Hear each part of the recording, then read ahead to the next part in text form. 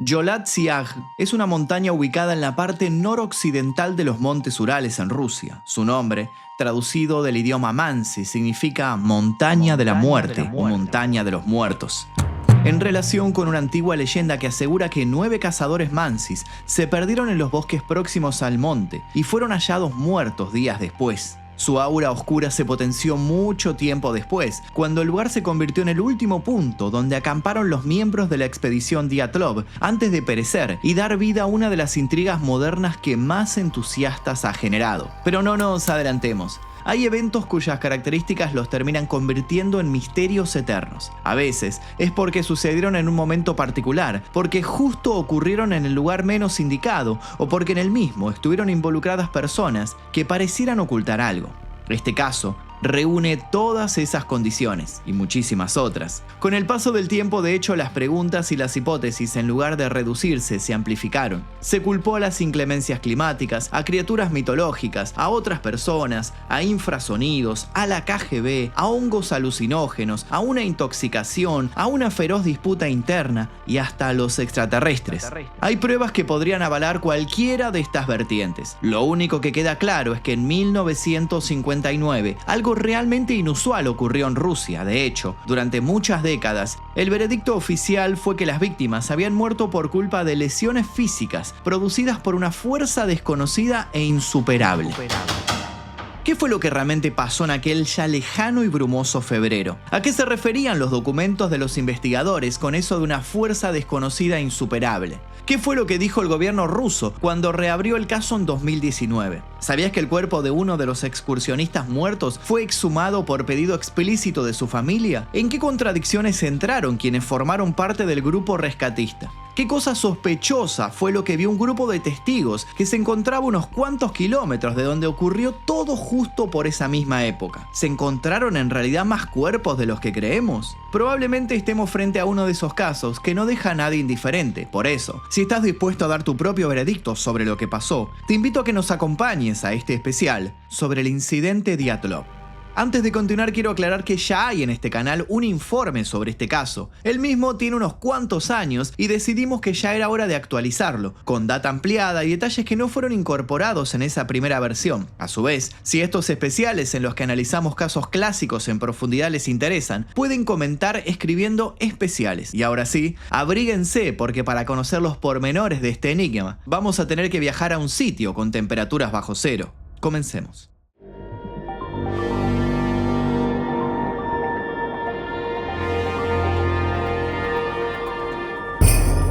Dyatlov y su objetivo. Los muertos del paso Dyatlov no eran simples excursionistas, no eran turistas despistados ni aficionados que subestimaron la naturaleza. Eran jóvenes técnicos, estudiantes brillantes, hijos de la nueva Unión Soviética, hombres y mujeres forjados en la disciplina, el rigor y la pasión por la conquista de lo extremo. Todo comenzó a fines de enero de 1959. Estos 10 estudiantes del Instituto Politécnico de los Urales partieron hacia el norte con el objetivo de completar una travesía de alta exigencia. Querían desafiar el terreno salvaje, las adversidades del clima y demostrar que eran dignos de portar con una distinción de nivel 3, la máxima categoría deportiva que ofrecía el estado del que formaban parte. El optimismo era el mayor baluarte de aquellos muchachos y muchachas, pero ni el optimismo ni la valentía de la que hacían gala pudo contra lo inevitable. Una muerte brutal que los aguardaba serena, donde menos la esperaba. Conozcamos en primera instancia al líder del grupo, cuyo apellido terminaría llegando hasta nuestros días por el triste destino de su expedición. Con ustedes, Igor Dyatlov. Nacido el 13 de enero de 1936 en la Unión Soviética, Igor Dyatlov era mucho más que un estudiante aplicado o un entusiasta del montañismo. Cursaba en la Quinta Facultad de Ingeniería de Radio en la Universidad Politécnica de los Urales, conocida como UPI. Tenía una mente brillante y curiosa. Ya en su segundo año había diseñado y ensamblado una radio funcional que fue utilizada en las excursiones de 1956 en las montañas Sayam. Que un chico la hubiera fabricado con sus propias manos resultaba simplemente asombroso. Y esa no fue su única creación. También ideó una pequeña estufa portátil, un artefacto que terminó siendo parte esencial en sus viajes posteriores.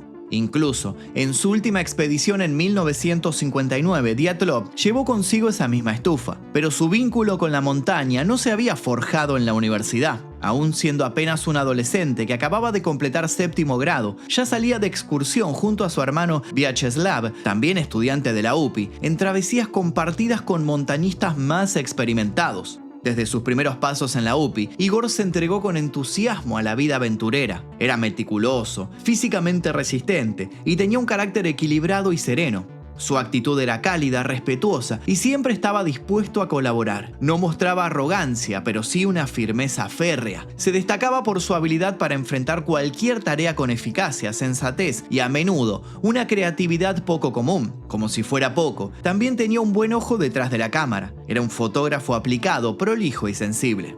Muchos recordaban una anécdota que retrataba su carácter. En una caminata, uno de los participantes no pudo resistirse al antojo. Tentado por una lata de leche condensada que guardaba en su mochila, la comió a escondidas del grupo. Luego el arrepentimiento lo empujó a contárselo a Igor. No hubo reproche. Igor guardó silencio, sin rastro de enojo o vergüenza. Luego simplemente lo instó que al regresar pusiera el costo de la leche condensada en una caja común del grupo. Otra persona hubiera dado un discurso lleno de indignación o hubiera implementado severos castigos, pero Igor no era así. Ese gesto de madurez y compostura quedó grabado para siempre en la memoria de quienes lo acompañaron. El muchacho solía repetir que las montañas parecían llamarlo y que eran su lugar en el mundo, su vocación.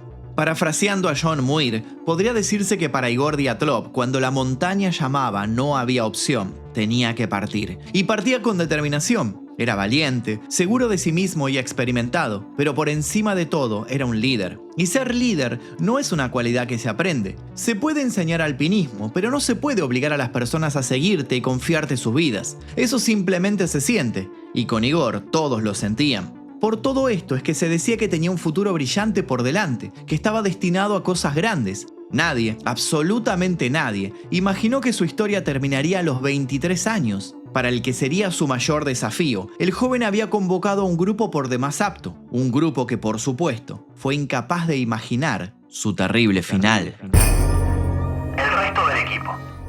Yuri Doroshenko tenía 21 años y un físico imponente. Estudiaba ingeniería de radio, al igual que varios de sus compañeros.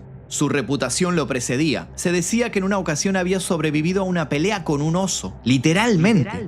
Valiente hasta la temeridad, impulsivo como pocos, Doroshenko tenía esa clase de coraje que no se mide ni se administra. Era de los que no retroceden aunque el mundo les gruña en la cara. De espíritu intenso, su carácter contrastaba con el hielo de los Urales. Su vínculo con otra de las excursionistas, Sina, era una de esas historias silenciosas que se tejen en las sombras de los campamentos, donde las miradas dicen más que las palabras. Por su lado, Zinaida Komolgorova, o simplemente Sina, tenía 22 años y también cursaba ingeniería de radio. Era fuerte, decidida, siempre con una sonrisa dibujada en el rostro. Sus compañeros la apreciaban por su carácter firme pero amable, por su entereza en los momentos difíciles. Con Doroshenko compartía un lazo especial. Nunca quedó claro si era afecto profundo, amor contenido o una complicidad forjada en la montaña. La naturaleza exacta de su relación quedó en el terreno de las conjeturas, pero nadie dudaba que Sina y Doroshenko se entendían más allá de lo evidente. Lyudmila Dubinina, con apenas 20 años, era una de las más jóvenes del grupo. Estudiaba economía industrial de la construcción. Su presencia era discreta pero poderosa. Poseía una templanza poco común para su edad. En una expedición anterior, un disparo accidental la hirió en la pierna y, sin embargo, continuó la travesía. No se quejaba y no buscaba compasión. Era dura, inteligente y crítica del sistema soviético, algo poco habitual y aún más peligroso en aquellos tiempos. Sus anotaciones en el diario personal que llevó a su último viaje plantean preguntas que todavía no tienen respuestas. ¿Qué pasaba por su mente en los días previos a la tragedia? ¿Era solo inquietud juvenil o acaso un oscuro presentimiento? Algunas coincidencias en sus textos siguen generando escalofríos a quienes los leen. Es como si ella supiera que algo malo los esperaba. Rustem Slobodin, de 23 años, ya se había graduado en ingeniería mecánica. Tenía un físico privilegiado y era uno de los más entrenados del grupo. Era descrito como agudo, irónico y observador. Su diario de viaje se lee como el de un hombre que entendía el absurdo, que escribía con una mezcla de lucidez y humor seco. Yuri Krivoshnichenko, también de 23 años, cursaba ingeniería en construcción e hidráulica. Era el alma lúdica del grupo, alegre, risueño y siempre con una broma en la punta de la lengua. Llevaba consigo una mandolina y no era raro escucharlo tocarla bajo la nieve como si nada más importara. Algunos testigos lo recuerdan haciendo chistes incluso en medio de tormentas. Nikolai Tibox-Brignoles, graduado en ingeniería en la construcción civil y también de 23 años, tenía un apellido que lo distinguía, bisnieto de un ingeniero francés que se había asentado en los Urales en 1880. Su herencia lo acompañaba tanto en la sangre como en el porte. Serio, aplicado, callado pero siempre atento, representaba esa mezcla de rigor técnico y disciplina que definía a los futuros profesionales soviéticos. Alexander Kolevatov tenía 24 años y estudiaba física nuclear. Tenía algo en su presencia que lo separaba levemente del resto. Era reservado, elegante, incluso refinado. Algunos decían que parecía no encajar del todo, pero en la práctica era eficiente y preciso. También en quien se podía confiar. Hacía lo que debía hacer sin necesidad de sobresalir. Era el engranaje silencioso pero vital del grupo. Semyon Solotaryov era el veterano y una figura que luego despertaría más de una polémica. Tenía 37 o 38 años, nunca quedó muy claro, y estudiaba ingeniería militar. Era guía e instructor de travesía, con experiencia real en situaciones extremas. Había luchado en la Segunda Guerra Mundial y cargaba en sus ojos algo que ninguno de los otros tenía: una memoria dura, marcada por la muerte y la supervivencia. Su presencia aportaba seguridad, aunque también generaba distancia. Algunos confiaban plenamente en él, otros lo veían con cierto recelo, pero nadie cuestionaba su capacidad. Finalmente estaba Yuri Yudin, de 21 años. Él fue quien por una dolencia no pudo continuar el viaje. Fue el único que no llegó hasta el final. El único que volvió. Estaba previsto que otro estudiante, llamado Nikolai Popov, formase parte del equipo, pero en el último momento se cayó de los planes y el grupo finalmente quedó conformado con los 10 excursionistas citados. El objetivo de todos ellos era claro: llegar al monte Otorten, a unos 10 kilómetros de Yolatsiag. La travesía había sido calificada como la más difícil de su tipo. Pero no era la primera vez que la intentaban. Llevaban registros, planes, mapas detallados, querían documentar el viaje, tomar fotografías, escribir un diario conjunto y, sobre todo, ganar la distinción que solo unos pocos conseguían. Era una expedición, sí, pero también un acto de autosuperación. Estos jóvenes se percibían como los hijos de una patria poderosa y querían demostrar que podían domar la naturaleza más salvaje. Y en algún punto del camino, la montaña y otras fuerzas decidieron responderles. Inicia la travesía.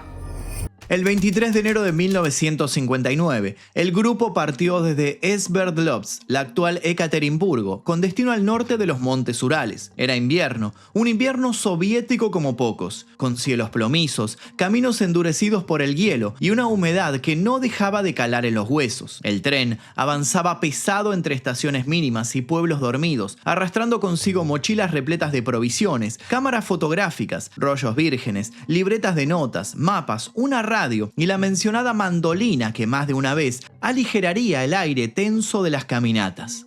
Los excursionistas eran jóvenes pero no ingenuos, sabían a lo que se enfrentaban y aún así lo esperaban con cierta alegría. Desde el principio registraron cada tramo con rigurosa disciplina. Las fotos que sobrevivieron lo demuestran: risas junto a un río helado, miradas perdidas entre bosques que parecen infinitos y fogatas improvisadas al borde de la ventisca. Un diario de viaje comenzó a circular entre ellos, con frases que mezclaban ironía, entusiasmo y cierta solemnidad por la hazaña que estaban emprendiendo. En el papel parecían invencibles y en las imágenes indestructibles.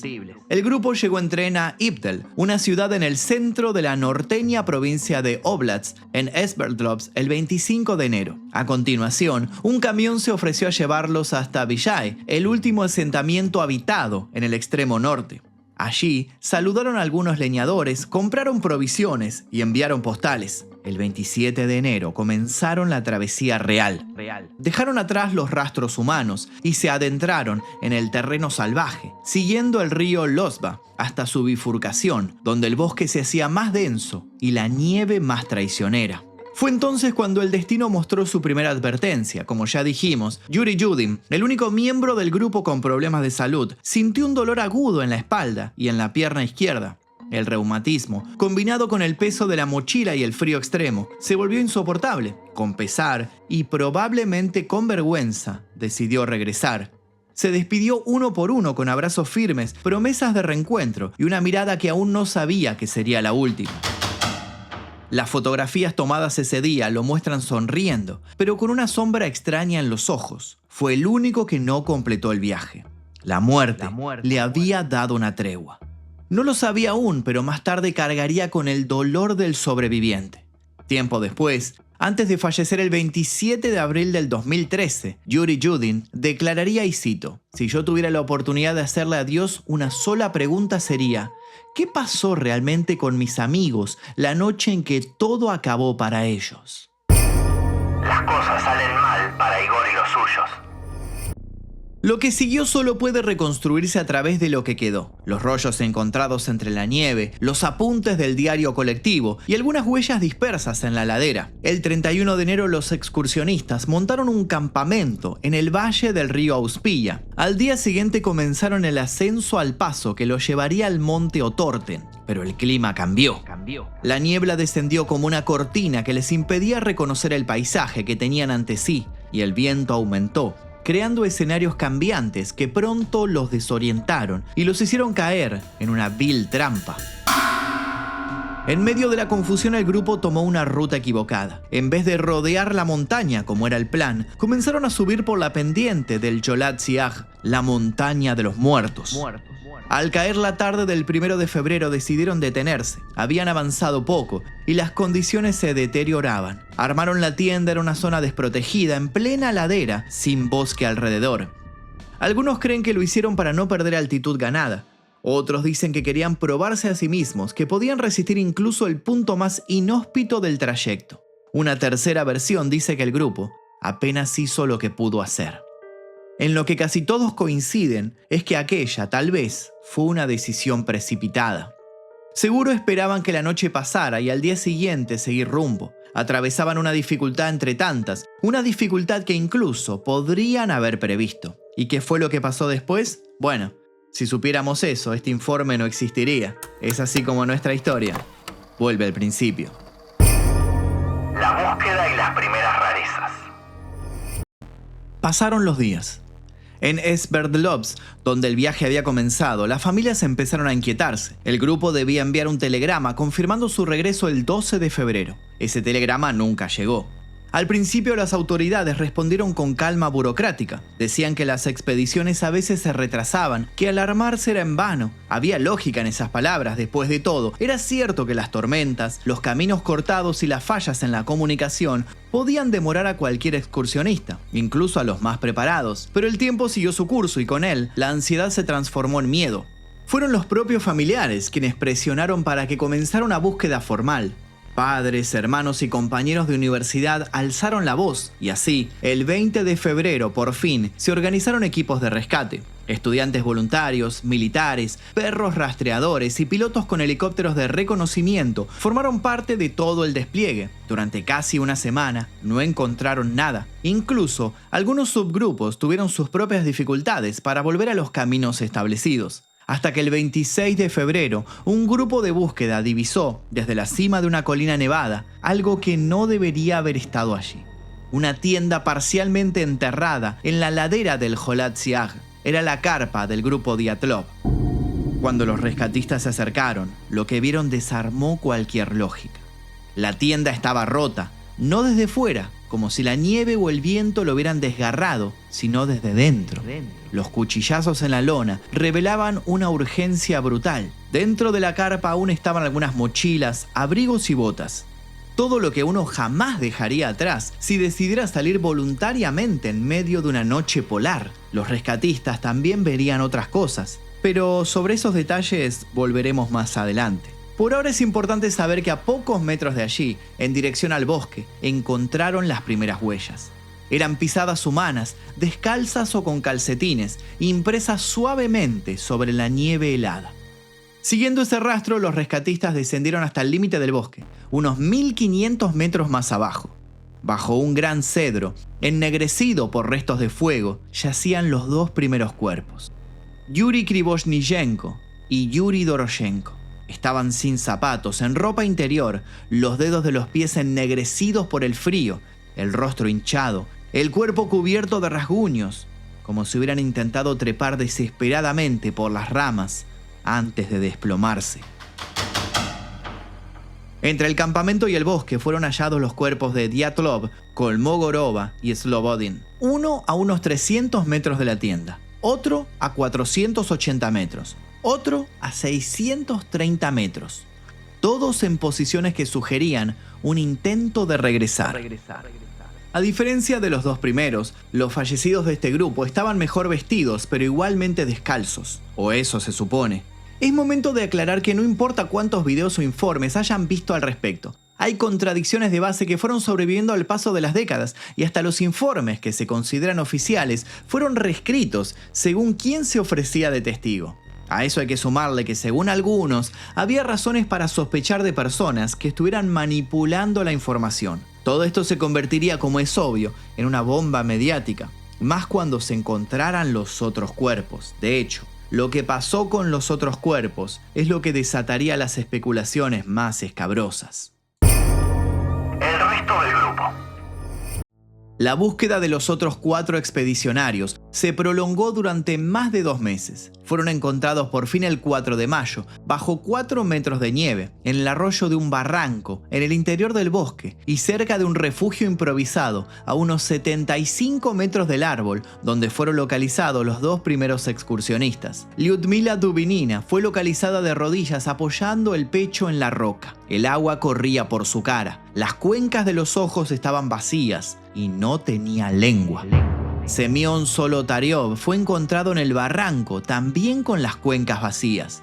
Los cuerpos de Alexander Kolevatov y Nikolai Tibox-Brignole se encontraron juntos. Los 4 se hallaban mejor vestidos que el resto de sus compañeros, incluso portando calzado de alguno de ellos. Este dato no es menor. Muchos creen que esto, de hecho, es esencial. Si estos últimos 4 excursionistas vestían la ropa de los otros, significa que ya los habían encontrado muertos y que no querían terminar como ellos. ¿Tiene esto sentido? Lo más interesante de esta historia es que todo lo tiene. Cuando los forenses recibieron los cuerpos del grupo Dyatlov, sabían que no estaban ante un caso habitual. El hielo había conservado los cadáveres en un estado casi intacto, pero lo que encontraron debajo de esa apariencia exterior rompía todas las expectativas, incluso para médicos acostumbrados a ver los horrores del frío extremo. Además de diversas abrasiones en cara y brazos, el análisis forense destacó una fisura de unos 6 centímetros en el hueso del cráneo de Rustem Slobodin y una contusión en el costado de Zinaida Kolmogorova, producidos por objetos romos. Además, la chica presentaba fracturas en las costillas, al igual que su compañero Semión Solotariov. Los otros 2 mostraban traumatismos en la cabeza, siendo el de Nikolai Tibox-Brignole de especial gravedad. Las conclusiones forenses fueron de muerte por politraumatismo provocado por causas no determinadas. Y no de cualquier tipo de traumatismo, sino que de uno idéntico en potencial al de un choque de automóvil. A eso se sumaban otros detalles más pequeños, pero igualmente inquietantes. Algunos de los cadáveres tenían la piel de color naranja, otros presentaban un leve tono púrpura. El cabello de Dubinina, según testigos del examen, parecía haberse tornado gris. El estado de descomposición era desigual. Unos mostraban un avance esperable para el clima, mientras que otros parecían haberse conservado más allá de lo lógico. Y luego, por supuesto, estaba la radiación. Pruebas realizadas sobre la ropa de Dubinina y Solotariov revelaron niveles elevados de radiación beta. Se trata de niveles no letales, pero sí anómalos. El informe no ofreció ninguna explicación concluyente. ¿Habían estado en contacto con material contaminado? ¿Transportaban alguna sustancia radiactiva? ¿Había existido una exposición externa? ¿Por qué solo algunos llevaban ropa contaminada y no todos? Nada de esto encajaba. Si bien la ciencia no podía explicar lo que estaban viendo, había que cerrar el expediente. El asunto había escalado a la prensa por el modo en el que algunos familiares de las víctimas se seguían manifestando. Hay testimonios que dicen que en ese momento, hombres vestidos de civil, pero obviamente ligados a grupos de seguridad, habrían intentado acallar a quienes reclamaban saber la verdad. Se empezaba a gestar todo un mecanismo de encubrimiento que volvería todo mucho más confuso y misterioso. La versión oficial. La muerte de tantos jóvenes prominentes siempre es razón de desconsuelo para una comunidad. Del mismo modo, no poder explicar la muerte de esos jóvenes puede demostrar poca eficacia por parte del poder de turno, y nadie quería que eso pasara. La Unión Soviética de 1959 era una máquina aceitada de control y silencio. Un país inmenso, con los ojos puestos en el espacio y los pies enterrados en el hielo de su propia historia. Nada debía manchar su imagen y ninguna grieta podía permitirse en la fachada de acero que el partido proyectaba hacia el mundo. Por eso, la causa oficial de muerte para 4 de los excursionistas fue lesiones físicas producidas por una fuerza desconocida e insuperable. Para los otros 5, hipotermia por exposición a condiciones extremas. Ningún culpable, ningún crimen, ningún juicio. En los meses siguientes, el caso fue clasificado. El paso fue cerrado al público durante varios años. Las familias recibieron cartas impersonales y no hubo homenajes ni ceremonias. Estaba claro que el gobierno soviético no quería más preguntas. Del mismo modo que estaba claro que las respuestas no abundaban. Pero el misterio ya estaba sembrado. Y la montaña, desde entonces, se volvió un recordatorio, un lugar donde la lógica se disuelve, la ciencia retrocede y lo desconocido abre sus fauces. En 1967, cuando aún pesaba sobre la Unión Soviética el manto del silencio estatal, el escritor y periodista Yuri Yarovoi, oriundo de Sverdlovsk, publicó una novela enigmática, de la categoría más alta de dificultad. Lo que pocos sabían, al menos en ese momento, era que aquella obra de ficción estaba directamente inspirada en un incidente real, uno del que él no solo había oído hablar, sino del que había formado parte. Yarovoi había participado activamente en la búsqueda del grupo Dyatlov. No fue un simple observador, colaboró con la investigación y durante las primeras etapas de la expedición de rescate, actuó incluso como fotógrafo oficial. Conocía los detalles de primera mano porque había estado ahí. Sin embargo, la novela no pudo contar todo lo que él sabía. Yarovoi se vio obligado a respetar la versión oficial, cuidando no revelar nada más allá de los hechos autorizados. El resultado fue un relato teñido de romanticismo, con un final mucho más benigno que la realidad. En su historia, solo el líder del grupo perdía la vida. Una ficción idealizada para una verdad que el régimen prefería mantener enterrada.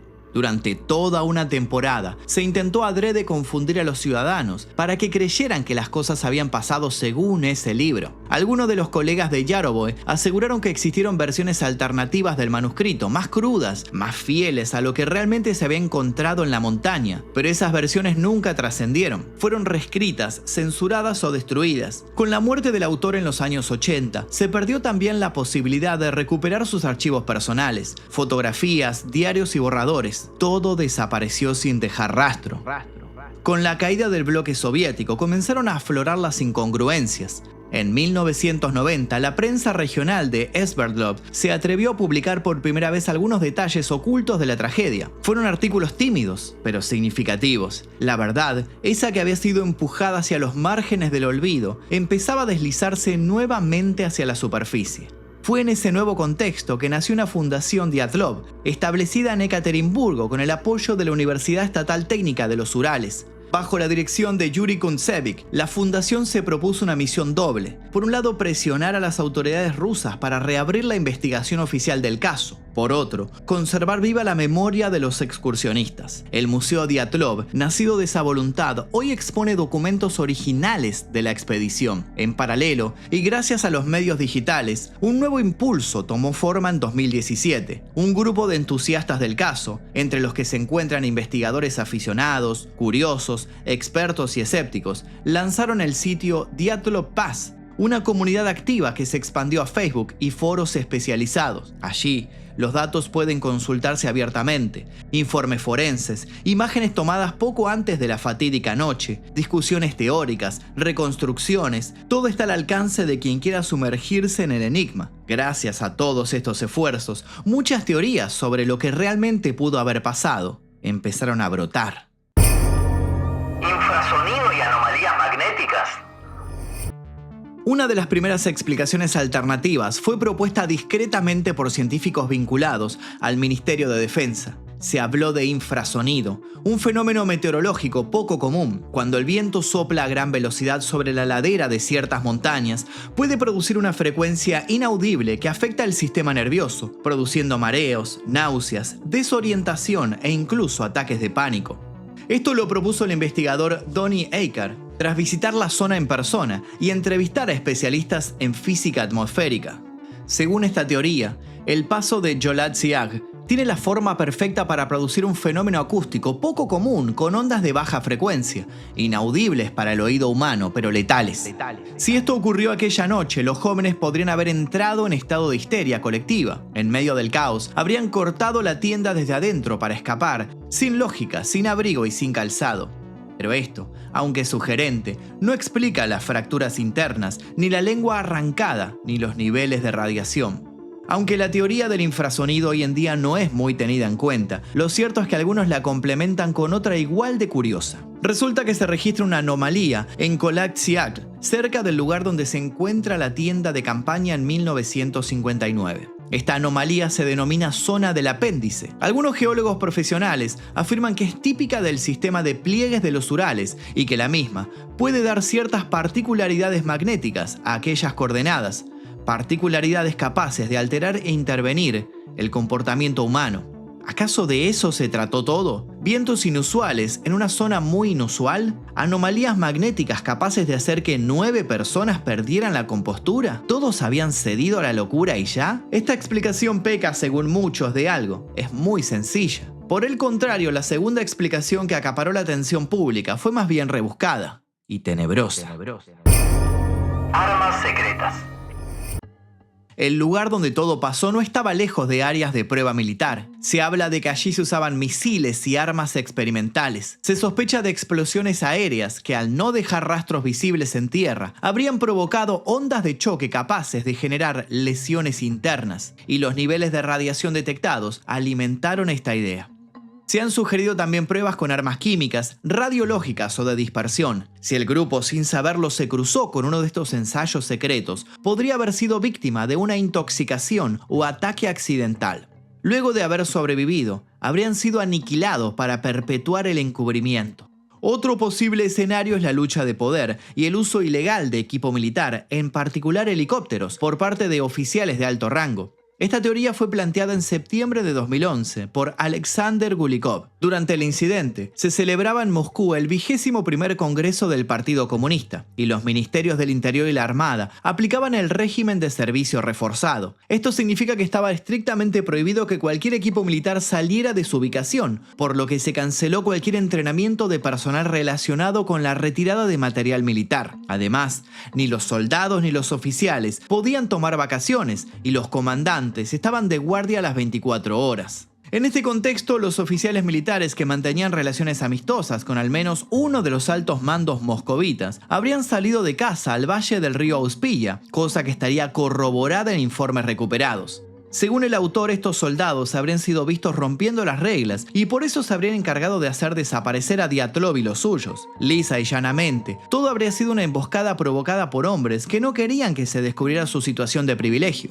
Esta teoría se basa en gran parte en el hecho de que algunos de los cadáveres se encontraron portando cámaras de fotos que no eran las que les vieron los últimos testigos en toparse con ellos. Con esto se sugiere que tras matarlos, los militares le sacaron a los excursionistas sus cámaras por temor a que los hubieran fotografiado usando los helicópteros. Luego, les habrían dejado unas cámaras diferentes, con fotos más bien ambiguas o borrosas. ¿Esta teoría te parece algo digna de películas de espías? Es porque no escuchaste lo que propone la próxima teoría. Todo era un plan de la KGB. De hecho, fueron algunos detalles extraños sobre los propios excursionistas los que dieron pie a una historia de espionaje de la Guerra Fría. Hablemos un poco más de Semyon, el mayor del grupo. Este hombre soltero se unió al grupo en el último momento, como contamos. Era un veterano con años de experiencia, combatiente que luchó para la NKVD y lucía un enigmático tatuaje, Daer Muasaya. Hasta el día de hoy la palabra permanece sin traducir a ningún idioma conocido. Daer Muasaya. Por otro lado, los archivos del Instituto Politécnico de los Urales revelaron un detalle notable sobre Alexander Kolevatov. Antes de transferirse al Departamento de Física Técnica de la UPI, trabajó en Moscú como asistente de laboratorio en una instalación científica de alto secreto, un instituto atómico sin nombre conocido como Apartado Postal 3394. A su vez, Yuri Krivoshnyshenko trabajaba en un apartado postal de lo más notorio, la planta Mayak, en Chelyabinsk 40, donde en 1957 se produjo un desastre nuclear masivo, solo superado en gravedad por Chernobyl. El investigador Alexei Rakitin está seguro de que esta peculiar comunidad no surgió por capricho. Tras las biografías de Solotaryov, Kolevatov y Krivoshnichenko, se percibe la amenazante sombra de la KGB. Según Rakitin, el verdadero objetivo de la excursión de esquí, desconocido para los otros 7 miembros, era entregar muestras radiactivas a un grupo de agentes de la CIA y fotografiar a los espías. Esto último se habría realizado bajo la apariencia de una simple excursión de acampada en la montaña de los muertos. Se supone que la reunión habría tenido lugar el 1 de febrero, pero algo habría salido mal y los estadounidenses se habrían dado cuenta de que el trío jugaba a 2 bandos. Fue así que se desató un conflicto que concluiría con la tortura y la brutal masacre de todo el mundo. Mientras toman nota y evalúan, les presento otra vertiente, una que se basa en el hecho de que los excursionistas fueron en realidad confundidos por fugitivos o atrapados por algunos. ¿Cazadores o presas? Un investigador privado que habló con ex militares de la zona afirmó que los excursionistas podrían haber muerto tras ser confundidos con prisioneros fugados de los campos de prisioneros del Gulag local, o alternativamente, que murieron en una operación de limpieza tras una serie de ejercicios militares. En la época de la tragedia, Siberia aún era tierra de gulags, es decir, campos de concentración soviéticos. Muchos presos políticos fueron liberados entre 1953 y 1956, pero los criminales seguían entre rejas. Numerosos campos de concentración pequeños estaban dispersos por toda la región, algunos de ellos clandestinamente. El más cercano era el de Ivdelak, situado a unos pocos kilómetros del lugar de la tragedia. Si bien es cierto que no hubo fugas en la época del incidente, esto no significa que no hubiera ocurrido antes. La historia cuenta con numerosos ejemplos de prisioneros que escaparon y se escondieron durante años e incluso décadas. ¿Acaso los excursionistas se habían topado con criminales prófugos de cárceles cercanas? ¿Y si era al revés? ¿Y si buscaban a prófugos? ¿Los militares habían hallado a Igor y los suyos y los habían confundido con sus objetivos? ¿Y si por eso los habían amedrentado y luego aniquilado? Si se tiene en cuenta que muchos de los presos políticos provenían directamente de los frentes de la Segunda Guerra Mundial, es plausible que supieran matar y estuvieran abiertos a la idea. Además, Yuri Yudin descubrió una prenda de vestir que no pertenecía a ninguno de los miembros del grupo. Este obmotki es una prenda ancha que se envuelve alrededor de los pies o las piernas para abrigarlos. Tiene una forma distintiva y está hecho de un material específico. Fue ampliamente utilizado entre los soldados de la década de 1940 y posteriormente entre los prisioneros de los campos de concentración de Stalin. Nadie sabe cómo llegó al caso Dyatlov. Nadie sabe cómo desapareció de la sala de pruebas. Para conocer la próxima teoría hay que saber quiénes son los Mansi. Los Mansi son un pueblo indígena Ugro-Ob que habita principalmente en Khanty-Mansiysk, un distrito autónomo. Muchos creen que ellos serían la clave para entender todo. ¿Fue un ritual Mansi?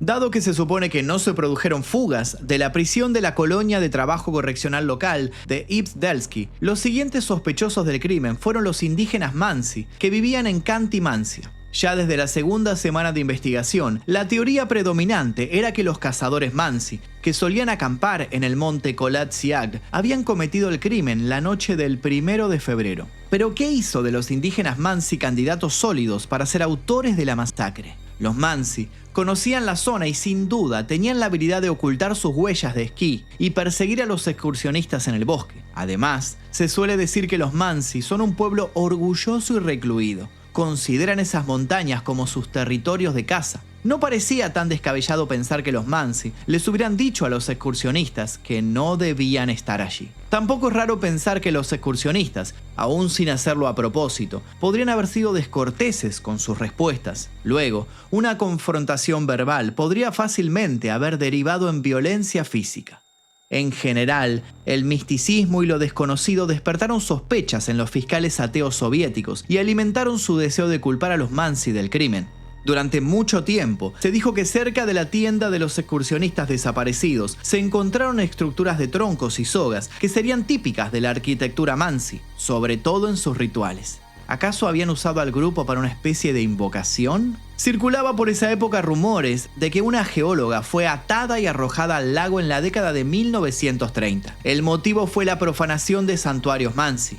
Hoy no se sabe si esa historia es ficción o si sucedió realmente. Por lo pronto, no existen documentos que la respalden. Si bien el veredicto oficial no mencionó a los Mansi, los prejuicios generales de esas décadas los dejaron claramente señalados. Otro de los prejuicios de la época quedó en evidencia cuando se empezó a culpar a las drogas de lo ocurrido en la montaña. Fue todo culpa de hongos.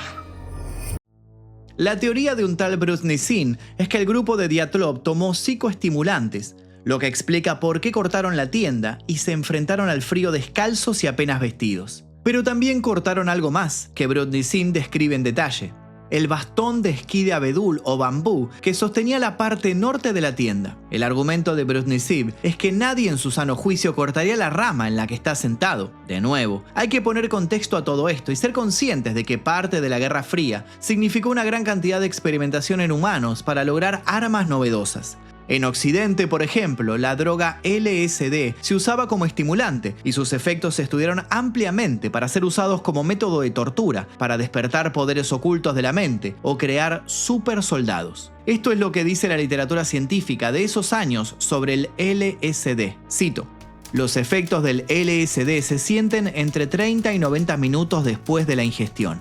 Las pupilas suelen dilatarse, la temperatura corporal sube o baja. Grandes dosis de LSD causan alucinaciones. Estas sensaciones pueden causar pánico. Una persona bajo los efectos del LSD puede salir por la ventana para mirar más de cerca la Tierra. Se inventaron drogas similares en la URSS. Se puede suponer que uno de los excursionistas consumió estimulantes o incluso que a alguien del grupo se le indicó que probara una nueva droga en condiciones de campo. Hablamos de jóvenes que buscaban ser los mejores en lo suyo y que quizás hayan sido tentados por alguien para probar drogas de laboratorio en su desempeño. El conocido patólogo involucrado en el caso Dyatlov, Eduard Tumanov, promueve la teoría de que la exaltación propició a los excursionistas a participar en una pelea, ya sea entre ellos o con forasteros. Sus observaciones se basan exclusivamente en los informes de la autopsia y principalmente en lo que falta de ellos. A juzgar por los registros oficiales de la autopsia, los miembros del grupo Dyatlov presentaban lesiones sufridas quizás 1 o 2 días antes de su fallecimiento. Se trata de abrasiones y contusiones, comunes en lesiones por objetos contundentes, un puño, una rama o cualquier objeto sólido. En la cara y las manos hay abrasiones cubiertas con una costra, con contusiones que se tornan verdes. Entonces, ¿es verdad que el grupo se peleó? Solo que no fue con los Mansi, sino entre ellos. En esta teoría cobra valor la sospecha de que había entre miembros del grupo una relación más allá de la profesional o la amistosa.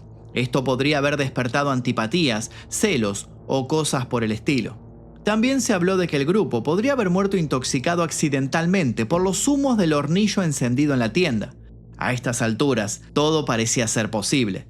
Pero claro que más allá de estas teorías, se habló de otras un tanto más paranormales. Teorías más controversiales. El misterio del paso Dyatlov no terminó con los cadáveres congelados, ni con los informes forenses sellados por la burocracia. Muy por el contrario, el verdadero abismo se abría en los márgenes de lo documentado, en los relatos orales, en los cuadernos que no se archivaron, en las miradas nerviosas de quienes estuvieron cerca, pero jamás quisieron hablar demasiado. Durante los días en que el grupo estuvo desaparecido, varios testigos, algunos militares, otros civiles, reportaron haber visto fenómenos anómalos en el cielo nocturno. Hablamos más precisamente de luces, esferas de fuego, destellos que no respondían a ninguna lógica astronómica, ni a explicaciones comunes como meteoritos o auroras boreales. Se cree que algunos de los miembros de la expedición llegaron a fotografiarlos. Uno de los registros más inquietantes provino de un grupo de excursionistas que estaba en ese momento a pocos kilómetros del lugar. Este grupo relató haber observado entre el 1 y 2 de febrero una serie de orbes luminosos que flotaban en el cielo, cambiando de posición de manera errática. No eran bengalas ni reflectores, eran algo más. Se movían en silencio con una intención que no quedaba explícita. Cuando se enteraron días después de la tragedia, estos testigos no pudieron evitar la conexión. También hay informes desclasificados, décadas más tarde, que mencionan movimientos aéreos no identificados en la región de Ibdel, donde operaban instalaciones militares restringidas. Algunos investigadores sugirieron que se trató de pruebas con misiles R-12 o explosivos de dispersión. También se habla de minas aéreas arrojadas por paracaídas. Todo esto podría entrar en nuestro apartado sobre armas secretas, solo que otro grupo de personas se hizo otra clase de preguntas. ¿Y si en realidad esas luces eran la evidencia de actividad ovni en la zona?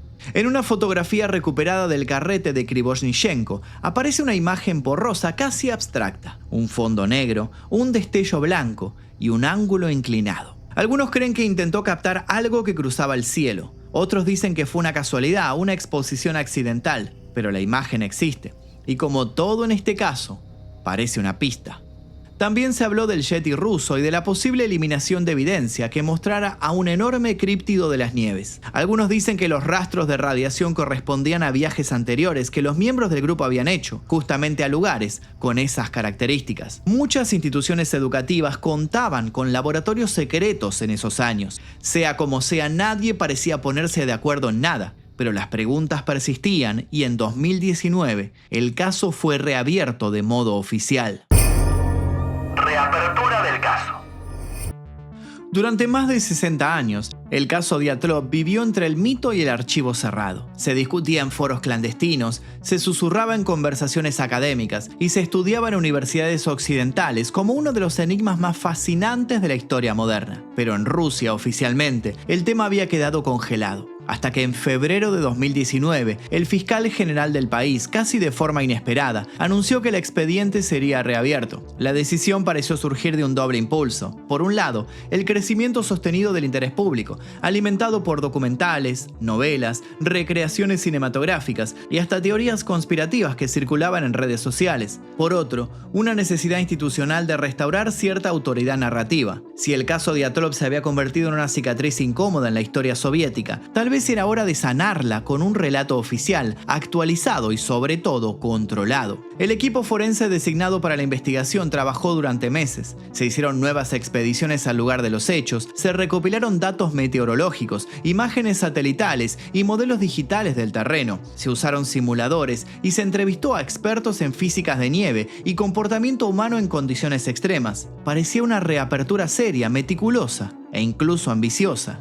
Pero había una condición: el equipo solo consideraría causas naturales. Cualquier hipótesis vinculada a actividad militar, encuentros no convencionales o fenómenos anómalos quedaba desde el inicio fuera de la mesa. Era una investigación con límites claros, como si la verdad tuviera que encajar por decreto dentro de lo inexplicable.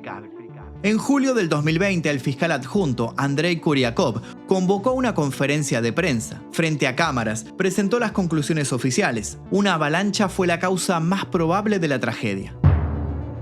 Según su explicación, el grupo había cavado una plataforma en la ladera de la montaña para instalar su tienda. Esa acción, sumada a una combinación de condiciones climáticas como acumulación de nieve, pendiente inestable y ráfagas nocturnas, habría provocado el colapso de una placa de nieve que cayó sobre la carpa.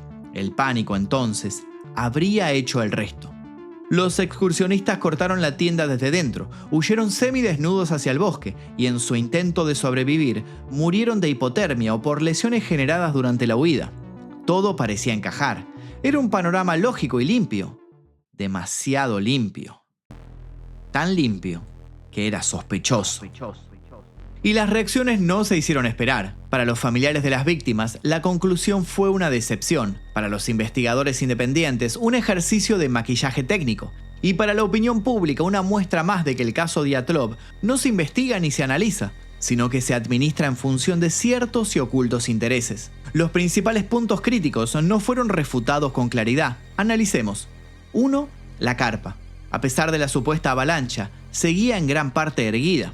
2. Las huellas que se hallaron no mostraban señales de arrastre. 3.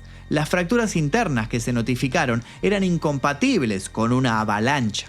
4. La radiación seguía sin explicación. Además, y como extra, ninguna avalancha había sido registrada en ese sector del Yolaxiag ni antes ni después de 1959.